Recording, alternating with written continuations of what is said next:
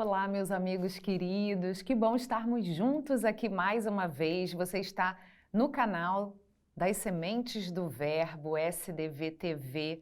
Muito obrigada por você estar participando conosco. Nós somos Tatiana e Ronaldo de Mello, somos da Pastoral Familiar, somos da Arquidiocese de São Sebastião do Rio de Janeiro e é muito bom a gente estar nessa parceria tão bonita, podendo ajudar o Carisma e ajudar você, que talvez nunca nem tenha ouvido falar na comunidade Sementes do Verbo, mas agora, por causa desse programa, está descobrindo um pouquinho dessa comunidade que está fazendo esse trabalho de evangelização tão bonito. E nós estamos aqui podendo compartilhar com vocês um pouquinho, lançando a cada semana uma sementinha, seed by seed, para a gente poder fazer florescer a teologia do corpo, esse conhecimento tão bonito de afetividade, de sexualidade, o plano divino para o amor humano. Então a gente quer agradecer muito a sua companhia e quer que você venha caminhar com a gente nesse percurso que nós estamos fazendo, começando pelo livro Amor e Responsabilidade, do então bispo, ainda bispo, Karol Wojtyla, lá na Polônia. Nós vamos mergulhar juntos porque isso vai nos dar a base para que depois a gente possa entender melhor a teologia do corpo. E não só para isso, esse nosso trabalho não é só um trabalho teórico, mas é para ajudar a gente a refletir sobre a nossa vida e para que a gente possa construir relacionamentos saudáveis, não só relacionamentos amorosos, mas relacionamentos de uma forma geral. E hoje a gente quer te convidar para participar conosco. Você pode mandar as suas perguntas, os seus comentários, se inscrever nesse canal, então ativar o sininho para você poder receber as notificações, porque tem muita coisa boa aqui também. E hoje a gente vai continuar juntos falando daquele tema que interessa a todos nós, porque nós passamos a nossa vida inteira buscando exatamente isso, o amor. Exatamente. E fica aqui também, logo de início, o nosso convite para que você possa compartilhar esse vídeo, esse canal, esse endereço, enfim, para que você compartilhe, para que mais pessoas possam ter acesso a esse conteúdo que a gente está tendo a oportunidade de partilhar aqui com vocês. Com certeza, cada dia a gente está trazendo uma sementinha e cada sementinha dessa pode fazer a diferença na vida de uma pessoa. A gente espera que você possa estar recolhendo essas sementinhas ou então já plantando ela num terreno bem fértil, bem esperançoso de que vai gerar muito fruto. E desde já essas sementinhas que a gente vem lançando é para que você possa cuidar delas e já tirar toda a erva daninha que eventualmente cresça do lado dela. Essa é a ideia, fazer com que essa semente possa aproveitar todo o bem, toda a fertilidade da terra, que é o seu coração, que é a sua vida, onde ela vai ser lançada, né? E que Deus possa ser esse grande jardineiro que vai regar essas sementinhas e trazer muitos bens, muitas coisas boas para a sua vida. Hoje a gente vai falar sobre dois aspectos do amor. O Papa São João Paulo II chama de amor de concupiscência e amor de benevolência. Logo de início, eu já te digo, porque você já ouviu muito a gente falando de concupiscência. E quando a gente falou de concupiscência, a gente não falou de algo bom, né? Exatamente. A gente chamou a atenção, porque a concupiscência é justamente um desvirtuamento, é eu olhar a pessoa só com interesse para mim, só algo de utilitário, né? A gente falou do utilitarismo. É aquela má tendência que a gente tem de que tudo que é errado, tudo que é pecaminoso, a gente acaba tendo que meio uma quedinha para esse lado, né? O pecado tenta chamar a gente, tenta seduzir. Então, a concupiscência ainda não é um pecado, mas ela é aquele despertar, é o primeiro passo. Se você responder a esse primeiro chamado, aí o pecado pode vir. É como a gente diz, né? Se começou errado, tem grande chance de terminar errado. Então tem que cortar o mal pela raiz, porque o pecado, o mal, eles vão chamar o tempo todo, né? Então a gente precisa não dar ouvidos, mas a concupiscência é esse chamado para o pecado. Só que amor de concupiscência é outra coisa. Ele tem esse nome, amor de concupiscência, porque ele tem, vamos dizer assim, o mesmo princípio. Porque é algo que me direciona, que me leva. É um chamado, né? É um desejo. Mas não é necessariamente uma coisa ruim. A gente começa hoje, né, comentando com vocês uma passagem da encíclica Deus Caritas Est, do Papa Bento XVI, onde ele fala sobre o amor de uma forma maravilhosa. Fica aqui, inclusive, o nosso convite para que você possa ler toda essa encíclica. Ela também vai te ajudar nessa meditação que a gente está fazendo sobre o livro Amor e Responsabilidade do Papa São João Paulo II.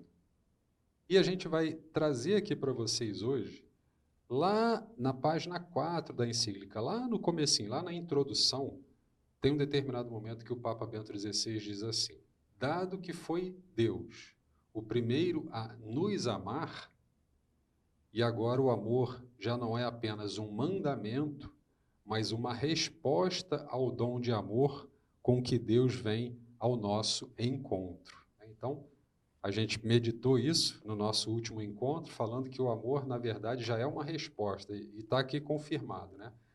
Logo na introdução do Deus Caritas Est, dessa encíclica, dessa carta encíclica do Papa Bento XVI, a gente já consegue perceber o amor como sendo essa resposta que a gente dá a Deus e às próprias pessoas. Mas falando de início sobre o amor de concupiscência, é aquele amor que se traduz por meio de um desejo. Eu sou levado em direção ao outro porque eu desejo o outro, né? Eu tenho, enquanto esposo, e todo esposo deve ter esse amor de concupiscência em relação à sua esposa. Eu tenho esse amor de concupiscência em relação a Tatiana, porque eu desejo a Tatiana, porque eu sei que a Tatiana é um bem para mim. Então, vocês vejam como que se usa essa palavra amor de concupiscência, porque ela tem um pouco... Quem olha assim num primeiro momento acha que é um amor um pouco egoísta, né? Porque eu sei que a Tatiana é um bem para mim, então eu tenho esse amor de concupiscência para ela. Só que ter desejo por algo que é bom, né?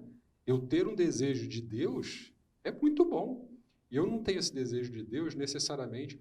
Se eu tenho desejo de Deus só para que Deus faça as minhas vontades, sempre ouça as minhas orações e faça tudo aquilo que eu desejo, já não é esse amor de concupiscência, esse amor do desejo, porque é um bem que eu quero para mim, mas eu só quero me aproveitar, me utilizar daquele bem. Aí já entra na questão do utilitarismo, que não é amor. E é aí o deixa contrário de do ser amor, vira só concupiscência.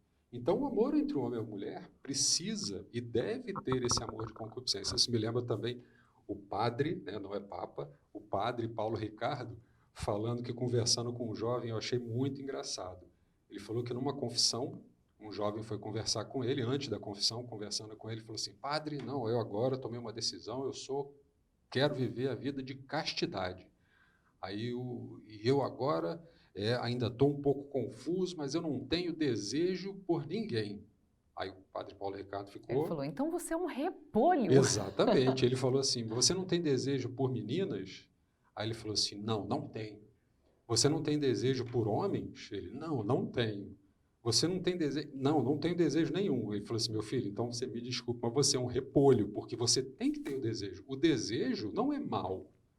Ele se torna mal quando aquilo que eu só desejo para me utilizar. Né? E quando a gente fala aqui em desejo, a gente está falando não só em desejo sexual, sim, mas o desejo dúvida. de estar com o outro, né? De se relacionar, de ter essa reciprocidade com o outro. Né? Eu, há quase 30 anos atrás, mais de 30 anos atrás, quando eu olhei para a Tatiana, falei assim: eu quero ela. Eu falei assim: nossa, que forte isso, né? Porque eu vi ali, talvez eu não tivesse a mesma consciência que eu tenho hoje, mas eu vi ali um bem que eu falei assim: eu desejo esse bem, eu quero esse bem para mim. E será que esse mesmo bem, esse mesmo desejo que você deseja para a sua vida, para a sua família, ou você está desejando coisas erradas só para se utilizar delas, ou sem mesmo saber se aquilo é um verdadeiro bem para a sua família, né? Então, o amor de concupiscência, o Papa São João Paulo II ensina a gente, é esse amor que nos direciona. Direciona o homem em direção à mulher e direciona a mulher na direção do homem, né? E não necessariamente com aquele objetivo utilitário, mas com o objetivo de desejar um bem, né? Se eu sempre sonhei em me casar, e de fato eu sempre sonhei em me casar, né? Eu falei assim, poxa, eu preciso ter uma esposa que vá ser a esposa, que vai ser a estrela da minha casa, que vai ser aquela que vai, né, ser a grande razão, né, a grande base da minha família. E assim eu fiz. Então, ter esse desejo é bom, né? Como é bom se você também deseja assim os seus filhos. Ah, eu queria desejo que meus filhos tenham muito sucesso na vida, que eles se esforcem, que eles sejam pessoas responsáveis, pessoas boas, caridosas. É um desejo Ou saudável. seja, aspirar coisas boas. O único cuidado que a gente tem que ter é exatamente isso que o Ronaldo falou, né? É perceber se eu não estou sendo interesseiro. Exatamente. E aí, o amor de concupiscência é, vamos dizer assim, um primeiro estágio do amor. Ele ainda é muito básico, ele precisa crescer na virtude. E aí vem o segundo passo do amor. E o Papa São João Paulo II, só terminando, ele diz que, inclusive, nós podemos ter esse amor de concupiscência em relação ao próprio Deus. Porque é eu querer um bem que é bom para mim. É bom ter Deus na minha vida. Deus é um grande bem que faz bem à minha vida. Então, ter esse desejo é bom. Só que o amor de concupiscência ele não pode ser a base, nem a única forma de amor na nossa vida. Eu não posso simplesmente desejar todos os bens para mim, porque aí eu começo de novo, eu saio novamente da grande característica do amor de concupiscência, que é querer só para me beneficiar. E ele vai começando a deixar de ser amor de concupiscência para ser a própria concupiscência. E o segundo lado, né, a complementariedade desse amor de concupiscência é o amor de benevolência, que é um amor que vai no sentido oposto. O amor de benevolência é aquele amor que me faz sair de mim e ir para o outro e querer aquele bem para o outro. O amor de concupiscência, eu vejo o bem daquela qualidade, eu vejo aquele bem e desejo ele para mim. Que não tem. Se é um bem que eu quero me enriquecer dele, é bom que eu tenha esse desejo. Só que o amor de benevolência é quando eu saio de mim e eu vou na direção do outro e aquele mesmo bem que eu desejei para mim, agora eu desejo para o outro. Eu quero que aquele bem faça parte da vida do outro. Ou seja, se a gente analisar, a gente vai ver que o amor de concupiscência é um primeiro estágio, né? Uma primeira etapa do verdadeiro amor, do amor autêntico, como o próprio Papa fala. Mas a base desse amor, o que sustenta esse amor, o amor na sua versão mais pura, é o amor de benevolência, ou seja, é aquele amor que faz o movimento contrário, de eu querer o bem do outro, ainda que isso muitas vezes possa causar até o meu mal. O Papa Bento XVI, na Deus Caritas Est, ele usa dois termos gregos que são utilizados no Novo Testamento, que, afinal de contas, o Novo Testamento foi escrito em grego, né, era a língua da época, e ele usa dois termos, e o Papa Bento XVI fala brilhantemente sobre esses dois termos em grego, o eros e o ágape, né? O eros, esse amor de atração, de desejo, alguma coisa no outro, despertou o meu interesse e eu vi que aquilo pode ser bom para mim, para minha vida. E o ágape, que é esse amor, ou caritas, né? Em latim a gente chama de caritas, que é essa caridade, ou seja, é eu ser capaz de, mesmo que o outro não me dê nada em troca, mesmo que ele não seja bonito, nem cheiroso, nem faça as minhas vontades, nem pense como eu, ou tenha os mesmos interesses, mas mesmo assim, eu amo porque eu decido amar, porque eu quero o bem para o outro, ainda que muitas vezes eu precise renunciar ao meu próprio bem. É o amor na sua forma mais sublime, mais completa. E a gente queria te convidar a imaginar isso daí como uma espécie de uma pirâmide, um triângulo, né?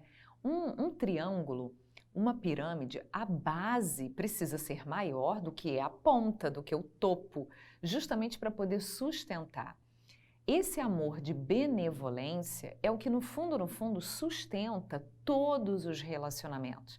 Se você inverte a ordem Ou seja, se você coloca a concupiscência como a base disso aí, o amor de concupiscência, simplesmente os desejos, como a base dos seus relacionamentos, isso vai fazer com que esse triângulo, essa pirâmide tombe, e por isso que a gente vê tantos relacionamentos que acabam se destruindo.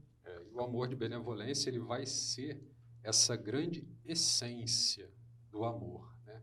Porque, completando aquilo que a Tatiana falou, inclusive desejar o bem do outro, independente dele merecer, né? A gente fala, não sei se esse bem é um bem para ele, se é um bem para ela. A gente está além disso, porque o amor de benevolência é querer esse bem do outro para o outro, independente dele merecer ou não. A gente tem a tendência de só desejar o bem para quem a gente ama, para quem é bonzinho para a gente. A própria palavra de Deus, incansavelmente, nos ensina isso, né? Mas é querer esse bem do outro, independente, porque é o amor que o próprio Jesus teve para cada um de nós. E o passo seguinte, da conjugação desse amor de concupiscência com amor de benevolência, é a verdadeira amizade. E vocês lembram daquela passagem onde Jesus fala que se fizeres aquilo que eu vos mando, vós sereis meus amigos? Por que Jesus usou essa palavra amigos? Porque o amigo é aquele que vive o amor de benevolência um para com o outro, desejando o bem do outro, independente daquilo vai te fazer falta, você não vai ter, mas porque é bom para o outro, é bom para a outra ter esse bem, esse amor, né? E essa amizade, essa reciprocidade, que é o que a gente vai meditar, inclusive, no nosso próximo encontro, é quando a gente entende que esses dois movimentos do amor, aquilo que eu desejo para mim, aquilo que eu desejo para o outro, ele é vivido reciprocamente naquelas pessoas que vivem essa relação de amor. No finalzinho do número 17, no Deus Caritas Est, o Papa Bento XVI fala assim: o amor não é um sentimento apenas. Os sentimentos vão e vêm. O sentimento pode ser uma maravilhosa centelha inicial, mas não é a totalidade do amor. E mais à frente ele fala assim: é próprio da maturidade do amor abranger todas as potencialidades do ser humano e incluir, por assim dizer, o ser humano na sua totalidade. O encontro com as manifestações visíveis do amor de Deus pode suscitar em nós o sentimento de alegria que nasce da experiência de ser amados. Tal encontro, porém, chama em causa também a nossa vontade e o nosso intelecto. O reconhecimento do Deus vivo é um caminho para o amor. E o sim da nossa vontade, a dele, une o intelecto, a vontade e o sentimento no ato globalizante do amor. Olha só que bonito isso. A maturidade no amor é quando a gente é capaz de unir o sentimento, que é essa centelhazinha inicial, que pode ser chamado do eros, desse amor erótico, não erótico no sentido de pornográfico, mas no sentido de que o outro desperta alguma coisa em mim, essa centelha inicial. Depois, a vontade, então ter uma decisão firme de querer o bem do outro, ou seja, você já passa para o segundo estágio, digamos assim, o amor de benevolência e o intelecto, ou seja, você faz esse caminho, vai amadurecendo de uma forma consciente. É o que o Papa Bento XVI vai chamar do ato globalizante de amor. Bonito. Esse ato globalizante tem relação direta com essa reciprocidade que a gente falou. Então, só recapitulando, o amor de concupiscência é o amor que faz com que eu deseje um bem para mim, porque aquilo é um bem. Eu sei que vai ser saudável eu ter aquele bem. O amor de benevolência é o movimento oposto, é o movimento que faz com que eu deseje aquele mesmo bem para o outro, para o meu irmão, para minha esposa, para Deus, né? Querer desejar o bem para. E como a gente pode desejar o bem para Deus, né? Não pecando, né, sendo fiel à sua palavra, sendo bons filhos. Isso é desejar o bem para Deus também, né? Porque às vezes a gente, enquanto criatura, acha que a gente não tem nada de bom a oferecer para Deus. Temos a nossa própria existência, mas no que na nossa essência a gente pode melhorar naquilo de querer um bem para Deus? É sermos fiéis à sua palavra, não pecarmos, vivermos os sacramentos, os mandamentos. Então, o amor de concupiscência é o que eu quero para mim, o amor de benevolência é o que eu quero para o outro. E quando eu crio essa reciprocidade, né, quando eu crio essa ação globalizante que a Tatiana falou, que o Papa Bento XVI faz referência na carta encíclica Deus Caritas Est, o amor deixa de ser algo que existe na direção do homem em relação à mulher e da direção da mulher em relação ao homem. E aqui você pode pegar qualquer relação, né? Relação esposo-esposa, relação de irmãos. O amor deixa de ser algo que sai de mim e vai para o outro, e que sai do outro e vem para mim. Mas o amor passa a ser algo que existe entre nós, né? Não tem mais esse movimento de saída de um lado para o outro, mas é algo que existe. Inclusive, tem até aquela música que a gente costuma cantar, né, que o pai é o que ama, o filho é o amado e o Espírito Santo é o amor. Esse amor, Espírito Santo, não é algo que sai do pai e vai em direção ao filho, não é algo que sai do filho e vai em direção ao pai, mas é algo que existe entre o pai e o filho, né? Nós não somos imagem e semelhança de Deus? Quando essa reciprocidade do amor de concupiscência, do amor de benevolência se tornam intensos, a gente passa a ter algo que nos une, que é o amor, fazendo referência, imagem e semelhança à Trindade de Deus. E hoje tem pergunta também. Lembrando que você pode também deixar a sua pergunta aqui nos comentários, entrar em contato com a comunidade Sementes do Verbo, que a gente vai ter um especial só de perguntas e respostas, que já estamos preparando com muito carinho. A pergunta de hoje veio de um casal, a Carla e o Edson, que fazem uma pergunta muito difícil, hein, gente? Queria até, se você quiser depois deixar nos comentários aí nas redes sociais alguma questão também para complementar. A Carla e o Edson perguntam como é possível ensinar os filhos a amar, né? Nossa, é muito difícil, mas ao mesmo tempo é algo também muito intuitivo. Você pode pensar, como é que a gente aprende a andar de bicicleta? Andando. Como é que a gente aprende a rezar? Tem muita gente que fala, eu queria rezar. A gente aprende a rezar rezando. E a gente aprende a amar amando. Então, ensinar os filhos a amar é difícil, é uma tarefa difícil, mas ao mesmo tempo também é muito óbvio. Eu acho que o primeiro movimento que vocês podem fazer e vocês podem refletir é como vocês se amam.